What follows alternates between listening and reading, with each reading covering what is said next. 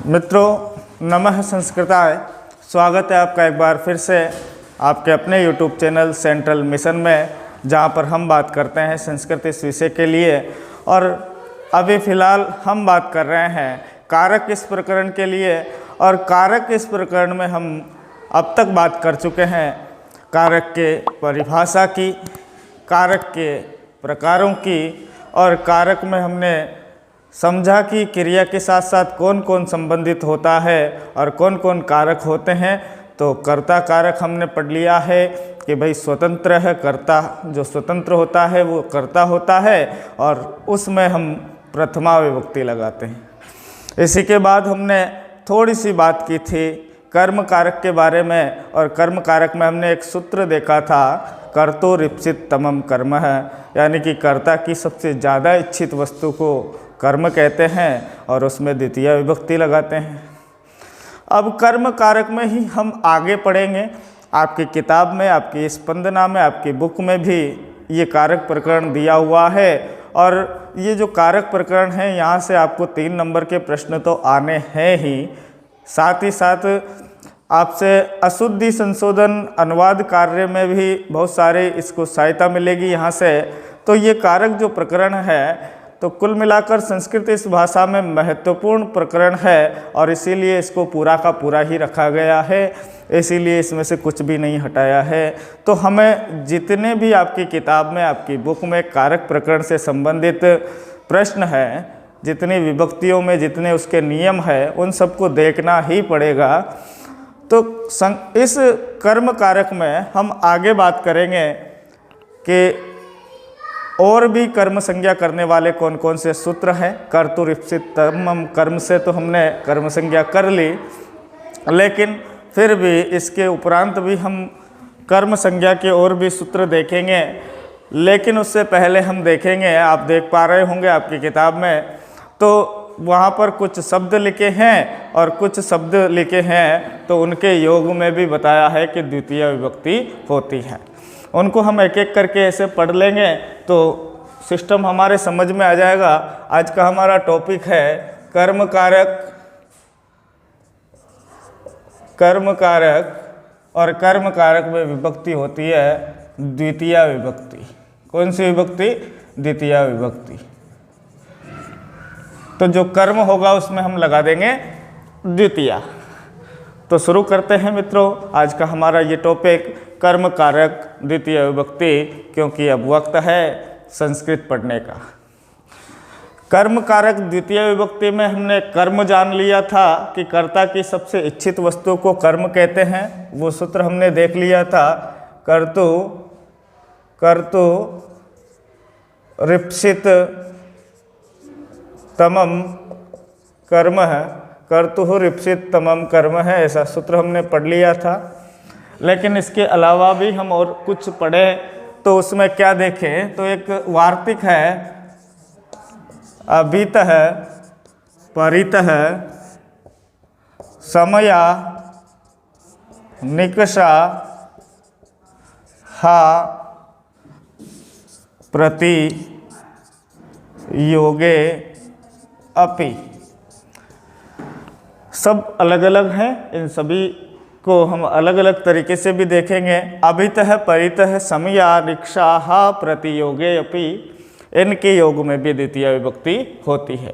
कुछ शब्द हैं और इन शब्दों के आने पर भी हमें द्वितीय विभक्ति करनी है, और कहाँ करनी है, कैसे करनी है, तो इनको हम सिस्टम से देखेंगे।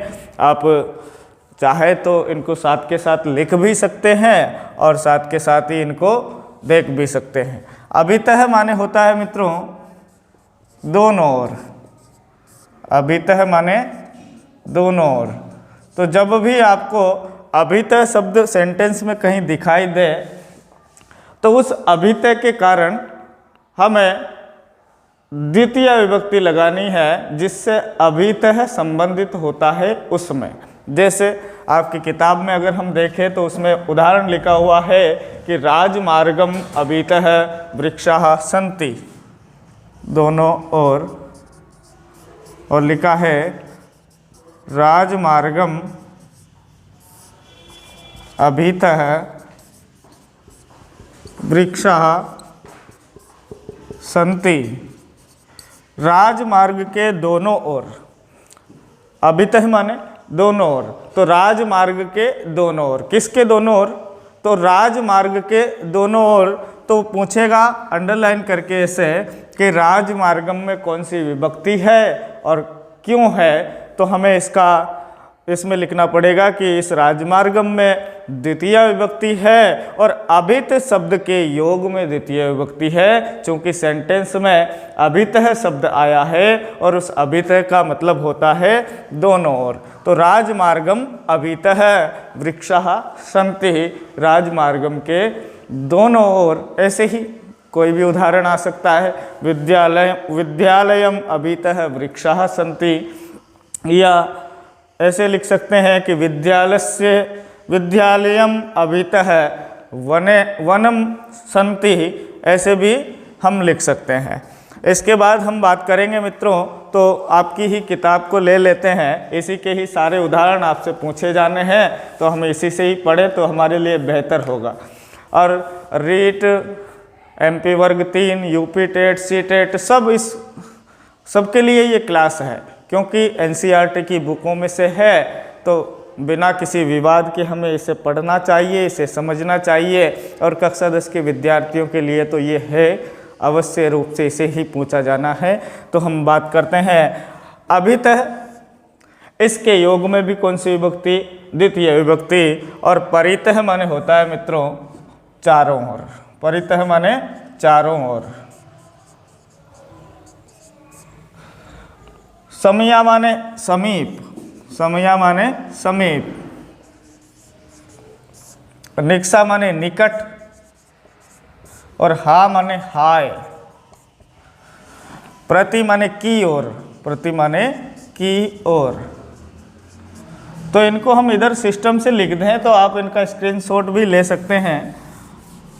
पूरे वाक्य को हम एक तरीके से लिख देते हैं, पूरे वार्तिक को लिख देते हैं। पहले तो देखते हैं, वार्तिक है अभितः परितः समया निकषा हा प्रति योगे अपि, और इनके योग में भी कौन सी विभक्ति? द्वितीय विभक्ति। तो यहाँ लिखते हैं मित्रों अभितः, अभितः के योग में द्वितीय विभक्ति, और इसका मतलब क्या होता है? अभितः माने दोनों ओर।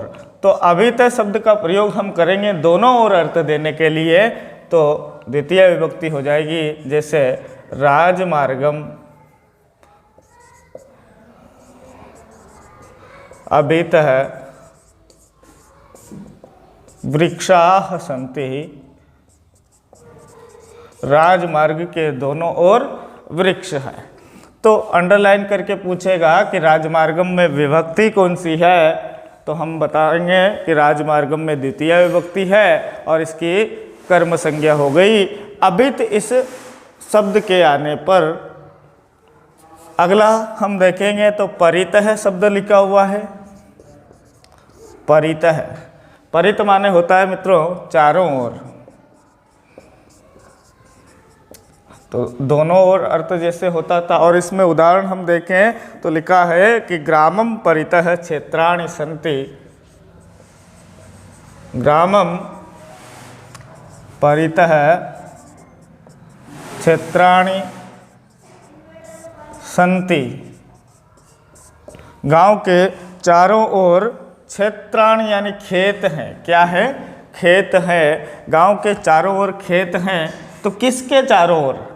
किसके चारों ओर? अब यहाँ दिक्कत ये होती है कि भाई वृक्षः में प्रथमा लगाएं, वृक्ष में ये द्वितीय लगाए, या फिर राजमार्ग में द्वितीय लगाए। तो हमने इसकी परिभाषा में पढ़ा था कि जिसके साथ अन्वय हो, जिसके साथ संबंधित हो, उसे हम कारक कहेंगे। तो किसके दोनों ओर वृक्ष हैं? भाई किसके दोनों ओर वृक्ष हैं? तो राजमार्ग के दोनों ओर वृक्ष हैं, तो द्वितीय विभक्ति किस में लगाएंगे? राजमार्ग में लगाएंगे। ग्रामम परितः क्षेत्राणि सन्ति, तो ये जो खेत है ये किसकी ओर है? किसके चारों ओर है? तो गांव के चारों ओर है, तो गांव में हम कौन सी विभक्ति लगाएंगे? द्वितीया लगाएंगे। इसके बाद है समया। समया यानी समीप, समीप, समया यानी समीप या पास। तो इसमें लिखा है कि विद्यालयम निकषा, विद्यालयम समया, विद्यालयम समयः देवालये, देवालये अस्ति। विद्यालय के समीप, तो ये समया शब्द आया है ना, इस वजह से इस विद्यालय में कौन सी विभक्ति है? द्वितीय विभक्ति है। मान लो यहाँ निकषा होता, निकषा और निकषा माने भी निकट, निकषा माने भी क्या होता है? निकट। तो समया और निकषा दोनों के योग में भी कौन सी विभक्ति आती है? द्वितीय विभक्ति आती है। किसके निकट? तो विद्यालय के निकट। धीरे धीरे हम कोशिश करेंगे मित्रों कि सारे कारकों को हम आपसे चर्चा करें, क्योंकि यहाँ से ही आप वाक्य शुद्ध करना सीखते हैं, सेंटेंस को सही करना सीखते हैं, अनुवाद करना सीखते हैं। और जब भी आपको किसी पर निबंध या प्रार्थना पत्र लिखने को कहा जाए, तो आप उसमें देखेंगे कि कर्ता कौन है, क्रिया कौन है, कर्म कौन है, करण कौन है, संप्रदान कौन है, और उसी हिसाब से आप विभक्तियाँ लगाएंगे तो निश्चित रूप से आप उसका अनुवाद भी कर सकेंगे और संस्कृत टू संस्कृत ट्रांसलेशन भी कर सकेंगे। तो ये जो बहुत अच्छा टॉपिक है इसे हमें पढ़ना ही चाहिए। मित्रों, बहुत अच्छा प्यार आप लोगों का आप तक मिल पा रहा है, तो इसके लिए आपका बहुत बहुत धन्यवाद। और सारी की सारी संस्कृत, भाई किताब तो हमने पूरी कर ली, किताब के जो 9 पाठ थे हमारे सिलेबस में जो बचे हुए थे उन सबको हमने पढ़ लिया है। अगर आप हमारे चैनल पर नए हैं तो उन पाठों को देख सकते हैं, सबको हमने अपलोड कर दिया है।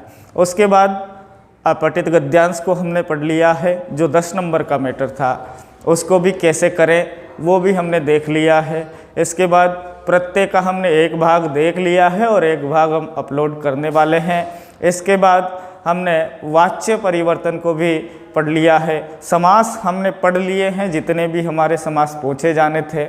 इसके बाद हम कारक पर आए हैं, तो कारक में भी हमने एक वीडियो कारक एक परिचय के नाम से आपको अपलोड कर दी गई है, और आज दूसरी वीडियो हम बना रहे हैं। इसके बाद करण, संप्रदान, अपादान और अधिकरण आदि सब कारकों की हम बात करेंगे, और इसके बाद में हम बात करेंगे संधि की। उसके बाद में वाच्य प्रश्न निर्माण है, उपसर्ग है, अव्यय है, सब की हम बात करेंगे। और इसके बाद में हम मॉडल पेपर भी आपके लिए लेकर आएंगे। आपका बहुत अच्छा प्यार हमें मिल पा रहा है, उसके लिए आपका बहुत बहुत धन्यवाद। तो लिखा है अभितः परितः समया निक्षाहा प्रतियोगे अपि, क्या कि द्वितीया, अभित के योग में भी द्वितीया, परित के योग में भी द्वितीया, समया के योग में भी, निक्षा के योग में भी, हा के योग में भी और प्रति के योग में भी द्वितीय विभक्ति का प्रयोग करते हैं। करते कैसे हैं? तो लिखा है अभितः, अभित माने दोनों ओर, और लिखा है राजमार्गम अभितः वृक्षाः सन्ति, राजमार्ग के दोनों ओर वृक्ष है। बीच में से राजमार्ग निकला हुआ है, इधर भी वृक्ष है, इधर भी वृक्ष है। तो किसके दोनों ओर वृक्ष है? तो जिसके भी दोनों ओर वृक्ष है उस राजमार्गम में हमें कौन सी विभक्ति लगानी है? द्वितीय विभक्ति लगानी है। ग्रामम परितः क्षेत्राणि सन्ति, गांव के चारों ओर क्षेत्र यानी खेत हैं। तो खेत किसके ओर हैं? किसके चारों ओर हैं? तो गांव के चारों ओर है, इसलिए ग्रामम में कौन सी विभक्ति? तो आपसे ऐसे ही पूछेगा, ऐसा एक सेंटेंस दे देगा और कहेगा कि निम्नलिखित वाक्येषु रेखांकित पदेषु कारक बताइए इसमें, और इसमें विभक्ति कौन सी है? कारण सहितम उत्तरम ददतु। तो आपको लिखना है कि ग्रामम में द्वितीय विभक्ति है, और क्यों है? क्योंकि परित शब्द आया है और परित के योग में द्वितीय आती है। समया और निक्सा के योग में भी कौन सी विभक्ति आती है? द्वितीय आती है।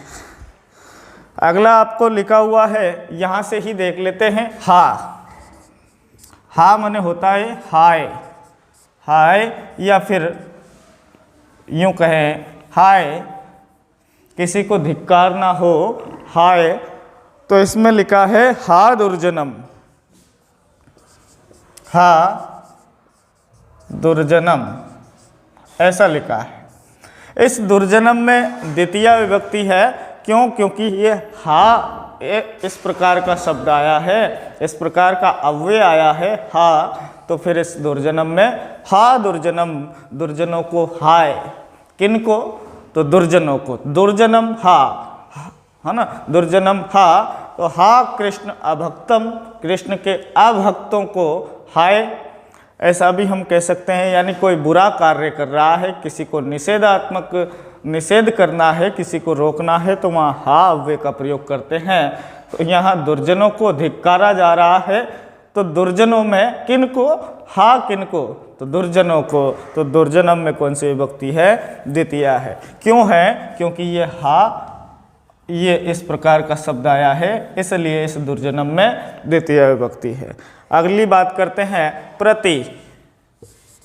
प्रति माने होता है मित्रों की ओर, प्रति माने की ओर। अब देखो इस प्रति के योग में भी कौन सी विभक्ति है? द्वितीय विभक्ति है। और कैसे है? तो इसका उदाहरण आपके इसमें लिख रखा है कि छात्राः विद्यालयं प्रति, विद्यालयं प्रति गच्छन्ति, गच्छन्ति, छात्राः, छात्र विद्यालयं प्रति, किसके प्रति? विद्यालयं प्रति, विद्यालय की ओर, छात्र विद्यालय की ओर गच्छन्ति यानी जाते हैं। तो छात्र किसकी ओर जाते हैं? विद्यालय की ओर जाते हैं। तो जिसकी ओर, उसमें द्वितीय विभक्ति। तो विद्यालयम में कौन सी विभक्ति आ गई यहाँ पर? द्वितीय विभक्ति। इसके बाद मित्रों बात करते हैं अगली। तो यहाँ पर हमने सब की बात कर ली, अभितः, परितः, समयाः, निक्षाः, प्रति, इनके योग में द्वितीय विभक्ति है। लेकिन और भी लिखा हुआ है, इसमें अंतरेण लिखा हुआ है, उसको भी लिख लेते हैं। अंतरेण, अंतरः, अंतरेण, इनके योग में भी द्वितीय विभक्ति।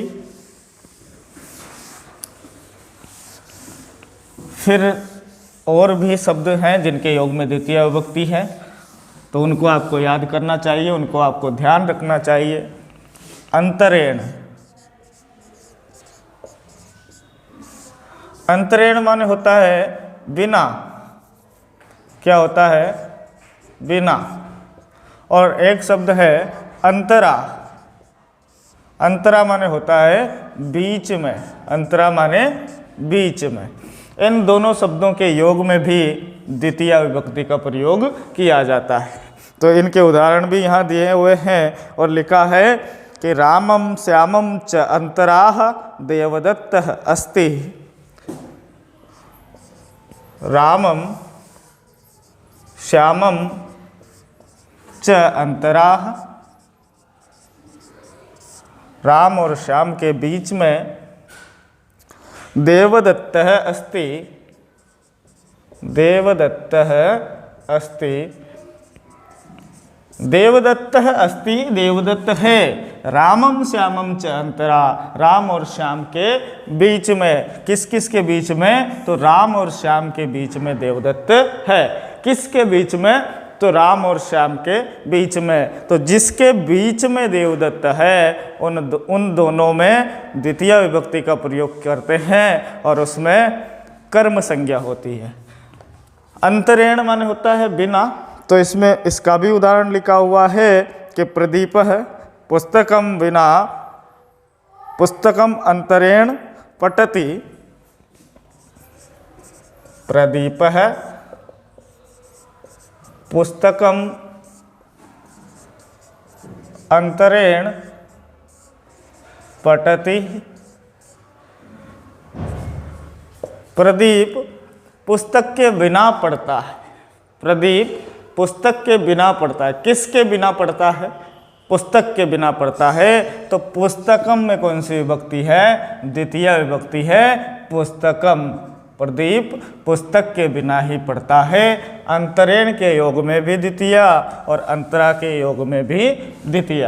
तो पूरे सेंटेंस में ये अंतरा, अंतरेण, अभितः, परितः, समयः, निक्षा, हा, प्रति, इस प्रकार के शब्द आपको दिखाई पड़े तो जिसके योग में ये कार्य हो रहा है उसमें द्वितीय विभक्ति का प्रयोग करते हैं। और शब्द है इसमें मित्रों, तो इसमें लिखा हुआ है, आपने देखा होगा, अधोध, अधोध,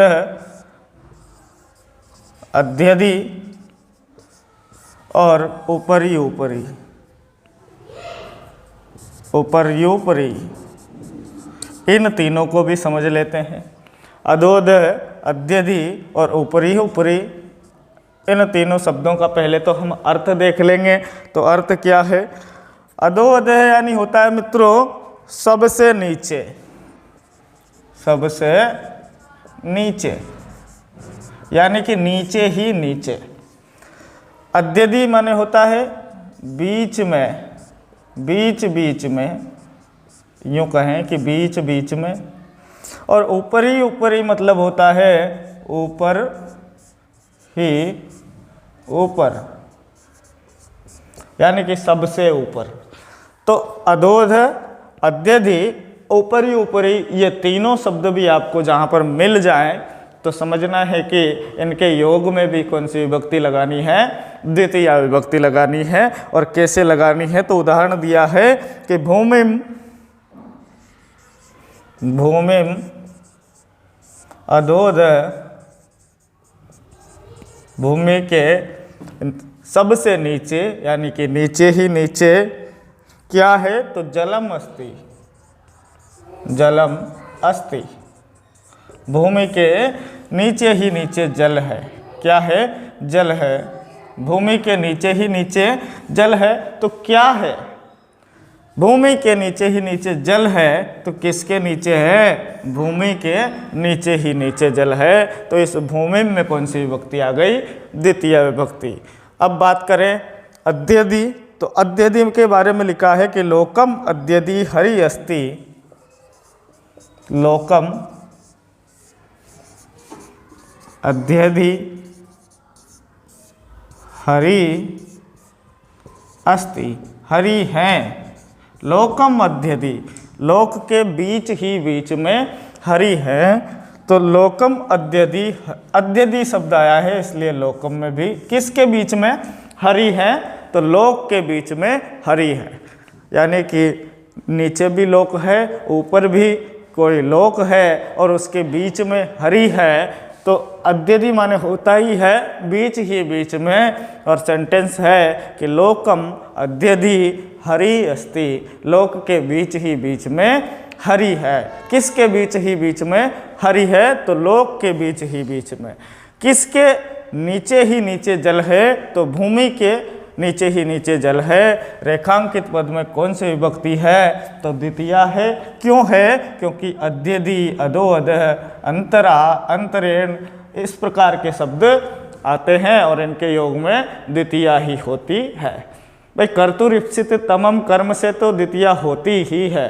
कर्ता की जो सबसे इच्छित वस्तु होती है वो तो कर्म होती ही है, लेकिन इनके योग में भी द्वितीय विभक्ति हमें जाननी चाहिए और यहाँ से ही ज़्यादातर आपसे प्रश्न पूछे जाते हैं। ऊपरी, ऊपरी माने ऊपर ही ऊपर। और इसमें उदाहरण दिया है कि लोकम,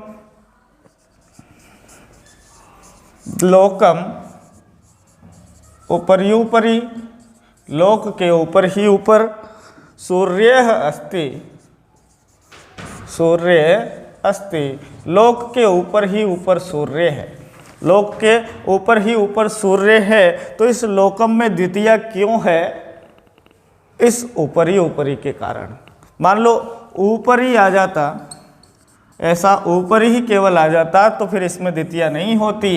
इसके लिए ऊपरी, ऊपरी ही चाहिए, अध्यधि ही चाहिए, अधोअध ही चाहिए, अंतरा और अंतरेण ही चाहिए, अभितः, परितः, समया, निक्षा, हा और प्रति, ये शब्द चाहिए, तभी द्वितीय विभक्ति करनी है। तो आपको ये शब्द याद रखने ही चाहिए, क्योंकि यहाँ से ज़्यादातर प्रश्न पूछे जाते हैं। हो सकता है कि कोई ना कोई प्रश्न यहाँ से ही पूछ ले। और भी इसमें उदाहरण दिए हुए हैं मित्रों। तो धिक है, एक शब्द है धिक। धिक माने धिक्कार है। धिक माने धिक्कार है, धिक्कार। और वाक्य लिख रहा है कि दुष्टम धिक। किसको धिक्कार रहे हैं? तो दुष्टम,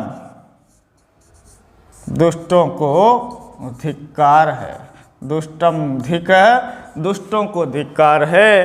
किसको धिक्कार रहे हैं? दुष्टों को धिक्कार रहे हैं। तो धिक शब्द के योग में इस दुष्टम में कौन सी विभक्ति है? द्वितीय विभक्ति है। और इसमें उदाहरण दे रखे हैं आपके। तो अनु लिखा हुआ है। अनु यानी होता है मित्रों पीछे। अनु माने पीछे, पीछे। तो इस अनु शब्द के योग में भी हमें द्वितीय विभक्ति लगानी है। यदि परीक्षा में हमें अनु शब्द दिखा है किसी सेंटेंस में और पूछा है रेखांकित करके, तो हम बताएंगे, हम उसे ये बताएंगे कि इस अनु के योग में भी द्वितीय विभक्ति है। लिखा है राजपुरुष है, राजपुरुष है, चौरम अनु, राजपुरुष है, चौरम अनुधावती। राजपुरुष चोर के पीछे दौड़ता है। तो चोरम अनु किसके पीछे दौड़ता है? चोर के पीछे दौड़ता है। तो चोरम में द्वितीय विभक्ति है। क्यों है? अनु इस अव्यय के कारण, अनु इस शब्द के कारण, अनु जो है उपसर्ग है इसके कारण इस चोरम में द्वितीय विभक्ति है और उसका अर्थ होता है पीछे। ये भी बात आपको याद रखनी चाहिए। और एक और मित्रों इसमें है यावत। यावत, ये शब्द है यावत। और यावत माने होता है तक। यावत माने तक। और लिखा है कि गणेश है वनम यावत है गच्छति। गणेश है वनम यावत गच्छति। गणेश वन तक, कहाँ तक? वन तक दौड़ता है। तो यावत शब्द के योग में इस वनम में भी कौन सी विभक्ति है? कहाँ तक दौड़ता है? तो वन तक दौड़ता है। गणेश है वनम यावत है गच्छति। गणेश वन तक दौड़ता है। तो हमने इन सभी शब्दों में बात मित्रों की है, तो वो ये की है कि कुछ अव्यय हैं और उनके योग में कुछ शब्द हैं, उनके योग में द्वितीय विभक्ति आती है। आप चाहे तो इनका स्क्रीनशॉट भी ले सकते हैं और इन्हें लिख भी सकते हैं, साथ के साथ ही नोट्स भी बना सकते हैं, ताकि परीक्षा के समय में आपको आसानी रहे। और आपकी किताब में भी ये लिखे हुए हैं मित्रों, लेकिन बात केवल समझने की है। यदि आप समझ रहे हैं तो फिर अपने कमेंट बॉक्स में हमें विचार लिखकर भेजें। आपके जो कमेंट आ रहे हैं बहुत अच्छे अच्छे आ रहे हैं, और हम पूरी कोशिश करेंगे मित्रों कि आपको सारा का सारा सिलेबस, इसके मॉडल पेपर, इसके टेस्ट पेपर भी हम लेकर आने वाले हैं। और पूरी कोशिश है कि आपको संस्कृत इस भाषा में कहीं और से अध्ययन ना करना पड़े। किंतु यदि आप हमारे चैनल पर नए हैं तो फिर आप हमारी प्लेलिस्ट में जाकर पूरे पाठों को देख सकते हैं। ग्रामर को हमने डाला हुआ है, उन्हें भी आप देख सकते हैं। आगे भी हम रोज़ाना नए नए वीडियो लेकर आने का प्रयत्न करेंगे, आप उन्हें भी देखेंगे और अपने मित्रों को शेयर करेंगे, ऐसी आपसे अपेक्षा है। बिल्कुल बहुत अच्छा प्यार आपको अब तक मिल पा रहा है, इसके लिए आपका एक बार फिर से धन्यवाद। अब बात करते हैं मित्रों, और एक और इम्पोर्टेंट बात कि बहुत सारे यूट्यूब पे लोग अपने ऐप्स वगैरह को लेकर आ रहे हैं और वो कहते हैं कि 1000 रुपये में ये कोर्स, 500 रुपये में ये वाला कोर्स, 700 रुपये में ये वाला कोर्स। तो आप उनको, अगर आपको उचित ना लगे, यदि आवश्यकता नहीं हो, तो आप उनको व्यर्थ में अपना पैसा न दें, क्योंकि ऐसे बहुत सारे सिस्टम है जिनसे आपको ठगा जा सकता है। आपको कोई चीज़ यदि निःशुल्क मिल रही है तो फिर आप अपने पैसे को व्यर्थ में न बहाएं। यूट्यूब पर जाएं, बहुत अच्छे अच्छे टीचर हैं वहाँ पर। अब सर्च करें, टॉपिक का नाम लिखकर वीडियो को सर्च करें तो आपको मिलेंगे बहुत अच्छे अच्छे टीचर, आप उनसे पढ़ सकते हैं और अपने स्कूल से, अपने टीचर से भी आप पढ़ सकते हैं। फिलहाल बात करते हैं इस द्वितीय विभक्ति के बारे में। और द्वितीय विभक्ति के बारे में हमने अब तक बात की है कि अभितः के योग में, परितः के योग में, समया के योग में, निक्सा के योग में, हा और प्रति के योग में, अंतरा अंतरेण के योग में, ऊपरी ऊपरी अध्ययी और अधोदय के योग में, यावत के योग में, अनु और धिक के योग में द्वितीय विभक्ति का प्रयोग करते हैं। और क्यों करते हैं? क्योंकि इनके योग में द्वितीय विभक्ति का प्रयोग करना ही पड़ता है। ये उपपद विभक्तियां हैं जो किन्हीं पदों के कारण लगती हैं। आपने टॉपिक में भी देखा होगा, आपके परीक्षा के लिए टॉपिक दे रखा है, उसमें लिखा है उपपद विभक्ति नाम प्रयोग है। उपपद विभक्ति नाम प्रयोग है, उपपद विभक्तियों का प्रयोग। तो उपपद विभक्तियां क्या है? उप माने समीप, उप माने समीप, पद माने पदों के, शब्दों के, यानी शब्दों के समीप आने पर कौन सी विभक्ति लगती है। यानी कि कारक विभक्तियां अलग होती है, उपपद विभक्तियां अलग होती है। जब किसी पद के समीप आने पर कोई पर्टिकुलर विभक्ति लग रही है उसे हम उपपद विभक्ति कहते हैं। अभित यह एक पद है और इस पद के आने पर सभी विभक्तियों का जो काम है वो समाप्त होकर केवल और केवल द्वितीय विभक्ति का प्रयोग होता है।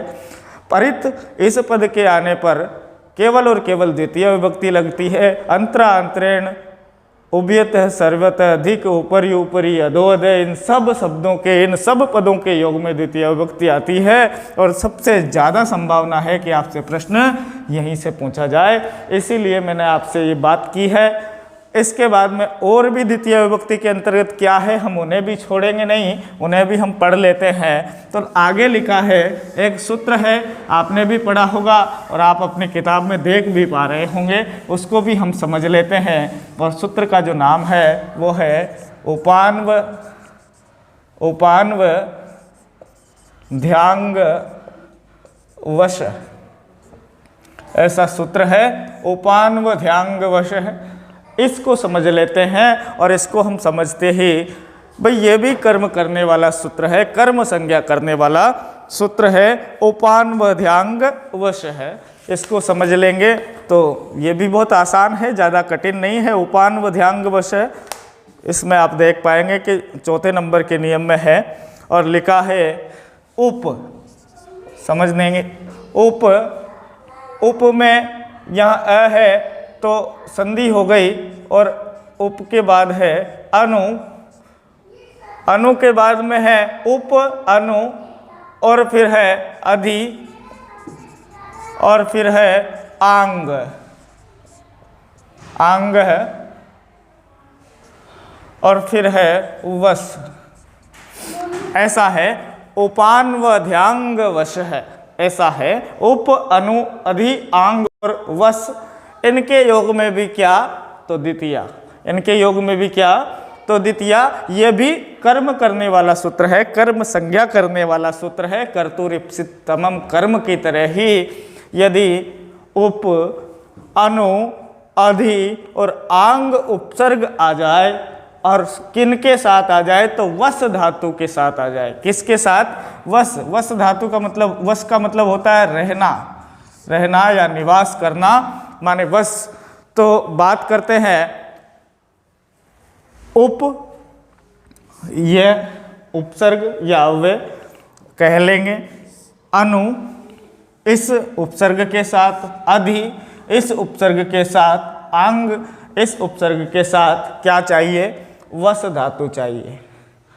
उप के साथ वश आए तो भी काम चल जाएगा, अनु के साथ वश आ सकती है, अधि के साथ भी वश आ सकता है, आंग के साथ भी वश आए तो फिर उसके आधार की कर्म संज्ञा हो जाती है। उसमें होना तो आधार चाहिए था, सप्तम में अधिकरण से उसकी आधार सप्तमी विभक्ति होती, लेकिन वहाँ पर अगर इस तरह की कंडीशन है तो फिर द्वितीय विभक्ति का प्रयोग करेंगे। और इसमें शब्द में आपके ये लिखा भी हुआ है कि श्यामः नगरम उपवसति, ऐसा उदाहरण है। इसको समझेंगे तो देख पाएंगे कि श्याम नगरम, नगर में उपवसति माने निवास करता है, रहता है। लेकिन यहाँ पर नगरम जो है इसमें द्वितीय विभक्ति है। क्यों है? क्योंकि उप इस उपसर्ग के साथ वस धातु का प्रयोग होकर उपवसति बना है। क्या बना है? उपवसति बना है। और ये जो उप है वो उप और वस धातु के साथ आया है, उपवसति का एक साथ प्रयोग हो गया है, इसलिए इस नगरम में द्वितीय है। मान लो यहाँ ऐसे होता, उप नहीं होता, तो फिर ये सेंटेंस जो है वो गलत हो जाता, ये सेंटेंस गलत हो जाता। फिर हमें यहाँ पर सप्तमी करनी पड़ती, नगरे। श्याम है नगरे वसति, लेकिन यदि हमने उपवसति कर दिया तो फिर यहाँ पर हमें नगरम करना पड़ता। यही सही है। आपसे सेंटेंस सही करवाता है तो वहाँ पर पूछा जाता है कि भाई इसमें द्वितीय विभक्ति क्यों है? तो उप चाहिए और वस धातु भी चाहिए। ये वस धातु है और ये चारों उपसर्ग है, ये चारों उपसर्ग है और ये वस जो है धातु है। इस वस धातु को किसी न किसी इन चारों में से किसी न किसी के साथ आना ही पड़ेगा। यदि इसका प्रयोग इनके साथ नहीं होता है तो फिर ये आधार था, आधार है और आधार ही रहेगा। आधार और अधिकरण से आधार संज्ञा हो जाएगी और सप्तम में अधिकरण से सप्तमी लग जाएगी। किंतु यदि उप के साथ वस आ रही है, उप इस अव्यय के साथ वस धातु आ रही है, अनु इसके साथ वस आ रहा है, अधि के साथ वस का प्रयोग हो रहा है, या फिर आंग इस उपसर्ग का के साथ वस का प्रयोग हो रहा है, तो उसमें द्वितीय करनी है। कौन सी करनी है? द्वितीय विभक्ति करनी है। जैसे श्याम है नगरम उपवसति, तो उपवसति, उप भी आया है, वस धातु भी आई है, तो किस में? श्याम नगर में, किस में रहता है?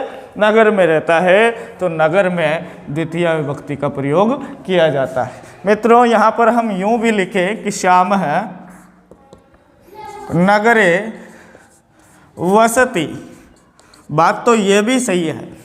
यहाँ वसति है, उप नहीं है, तो फिर सप्तमी थी, सप्तमी है और सप्तमी ही रहेगी। लेकिन हम यहाँ पर कर दें कि अधिवसति, तो फिर यहाँ पर नगरे नहीं नगरम होगा, क्योंकि अधि उपसर्ग भी वस धातु के साथ यदि आता है तो फिर उसकी कर्म संज्ञा हो जाती है।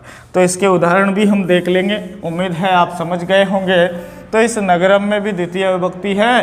क्यों है? क्योंकि उप उपसर्ग भी चाहिए था, वो भी है, और उसके साथ वस धातु भी चाहिए थी, वो भी है, तो इसलिए इसमें द्वितीय विभक्ति है।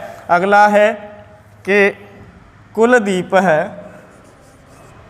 कुलदीप है गृहम अनुवसति, अनुवसति।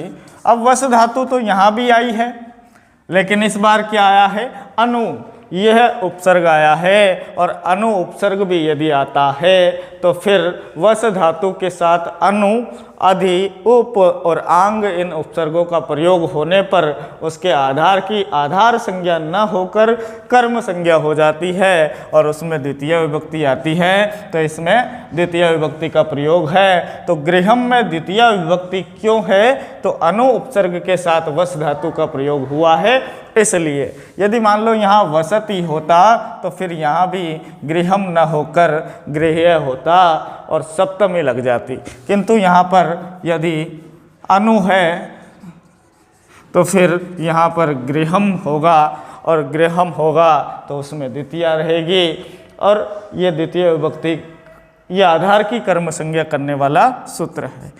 एक और देख लेते हैं। लिखा है कि सुरेश जयपुरम अधिवसति, सुरेश है, सुरेश है जयपुरम अधिवसति। अब इस वस धातु के साथ क्या हुआ, तो अधि उपसर्ग आ गया।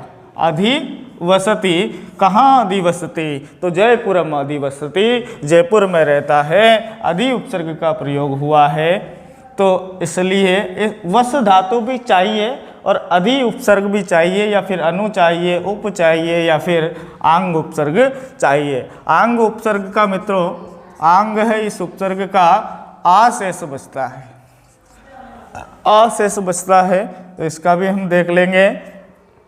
तो इसमें भी उदाहरण आपके इसके सारे इसी के ही मैं बता रहा हूँ। तो लिखा है कि हरि वैकुंठम, वैकुंठम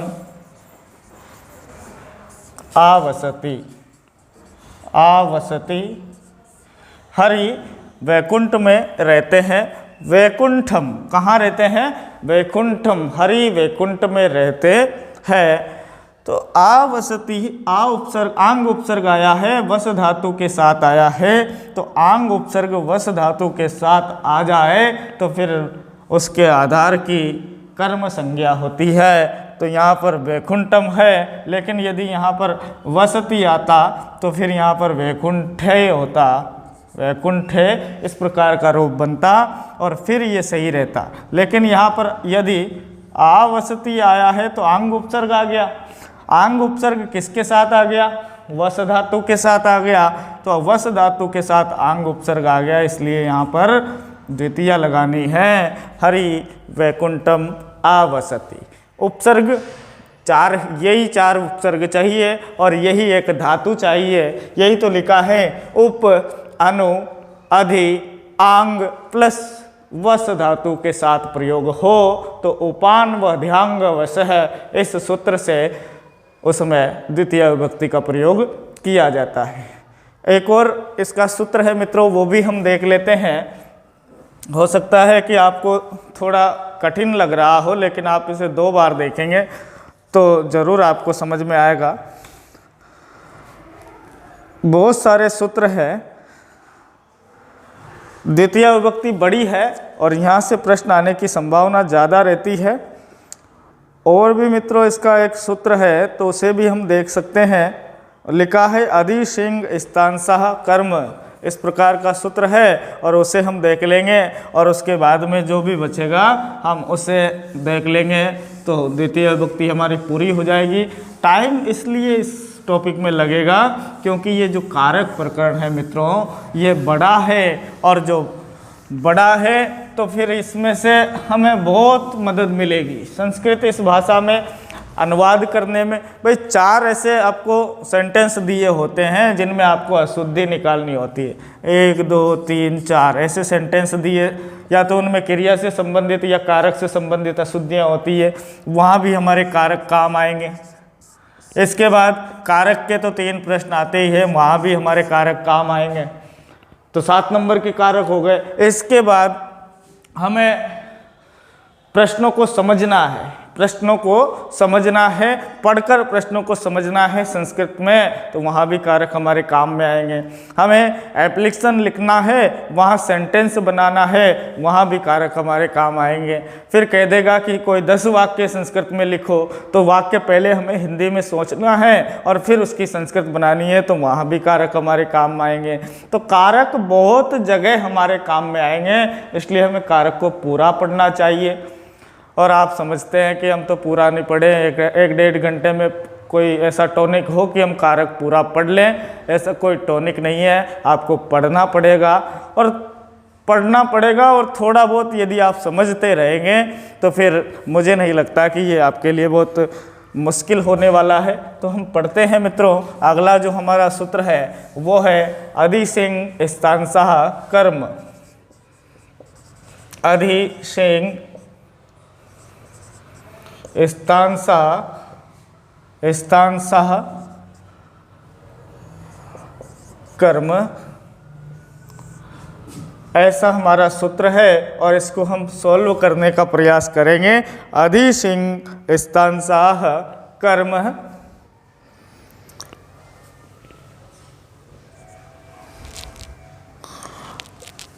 अब इसमें भी हम देखें तो अधि उपसर्ग है, सींग धातु है, आस धातु है, अधि उपसर्ग है, सींग धातु है और आस भी धातु है। और इनका प्रयोग होने पर, किनका प्रयोग होने पर, अधि उपसर्ग पूर्वक सींग स्था, सींग स्था और प्लस आस, इन धातुओं का प्रयोग होने पर आधार की कर्म संज्ञा हो जाती है। अधि उपसर्ग हो, कौन सा उपसर्ग हो, अधि उपसर्ग हो, सींग धातु हो, सींग माने होता है, ऐसे रूप चलते हैं, सी माने होता है सोना, सोने के अर्थ में, सोने के अर्थ में है। स्था, इसके रूप चलते हैं तिष्ठति ही, तिष्ठतः, तिष्ठति, तिष्ठन्ति और तिष्ठन्ति। तिष्ठति का मतलब होता है ठहरना या रुकना। आस माने होता है बैठना, आस माने बैठना, सोना, रुकना और बैठना। यदि इन तीनों का प्रयोग किसके साथ हो, अधि उपसर्ग के साथ हो, तो फिर इसके आधार की भी कर्म संज्ञा हो जाती है, माने इनमें भी कौन सी विभक्ति हो जाती है, द्वितीया हो जाती है। तो इसका भी, इसमें भी ऐसे रूप चलते हैं, आस्ते है, आस्ते, आश्चेत है, आश्यंते, ऐसे रूप चलते हैं। और इसके रूप चलते हैं सेते, सयाते, शेरते, सेते, सयाते है, शेरते। और इसके रूप चलते हैं तिष्ठति, तिष्ठतः, तिष्ठन्ति। तो इनको भी हम समझ लेते हैं। अधि उपसर्ग के साथ शेंग धातु आए सोने के अर्थ में, अधि उपसर्ग के साथ आस धातु आए, अधि उपसर्ग के साथ यदि स्ताह धातु आए तो फिर उसके आधार की कर्म संज्ञा हो जाती है। ऐसा ही आपके यहाँ लिखा भी हुआ है, लिखा है कि सुरेश है, सुरेश है, सय्याम, सुरेश है, सय्याम, अधिशेते, अधिशेते। अब देखो मित्रों, यहाँ पर अधि आया है और उसी के साथ सींग धातु आई है, सींग धातु आई है, सेते, ऐसा आया है, अधिशेते आया है, अधिशेते आया है, तो अधि भी आया है, सेते भी आया है, इसलिए इस सय्याम में द्वितीय विभक्ति है। यदि मान लो यहाँ पर सेते आ जाता तो फिर इस सय्याम में द्वितीय नहीं आती, जबकि सप्तमी विभक्ति आ जाती। अधि सेते चाहिए, अधि उपसर्ग भी चाहिए और सींग धातु भी चाहिए, अधि उपसर्ग भी चाहिए और सींग धातु भी चाहिए। तो एक तो बात हो गई हमारी यह। अगला है, तीन इसके उदाहरण है आपकी किताब में लिखा है कि अध्यापक है, आसिंद काम, आसंदी काम, अध्यापक है, आसिंद काम, अध्यापक है, आसंदी काम, अधितिष्ठति, अधितिष्ठति, अधितिष्ठति आया है। इस बार क्या आ गया, अधि आ गया और तिष्ठति, तिष्ठति स्था के रूप चलाएंगे तो तिष्ठति ही, तिष्ठतः, तिष्ठन्ति, इस प्रकार के रूप चलेंगे। तो अधि उपसर्ग चाहिए था, अधि उपसर्ग भी आ गया, स्था धातु भी आ गई, और तो फिर आसिंद काम में कौन सी विभक्ति आ जाएगी, द्वितीय विभक्ति आ जाएगी। फिर आगे है कि अध्यासते, नृप है, राजा, सिंहासनम, सिंहासनम, अध्यास्ते, अध्यास्ते, अधि प्लस आस्ते, तो आस धातु आई है, इसलिए अधि उपसर्ग के साथ, भाई अधि प्लस आसते, इसमें संधि करेंगे तो बनेगा अध्यासते, अध्यास्तेः, इस प्रकार का रूप बनेगा। तो अध्यास्तेः यानी अधि प्लस आस्तेः, तो किसके अध्यास्तेः, किस पर सोता है, सिंहासन पर सोता है। यदि यहाँ पर केवल अधि उपसर्ग नहीं होता तो हमें यहाँ सिंहासने करना होता, ऐसे करना पड़ता, नृपः सिंहासनम, सिंहासने, सिंहासने आस्ते, आस्ते। क्यों? क्योंकि यहाँ पर अधि उपसर्ग इसके साथ नहीं आया है, अधि उपसर्ग भी चाहिए, अधि उपसर्ग चाहिए इन तीनों धातुओं के साथ, तो फिर क्या होगा, तो वो कर्म हो जाएगा।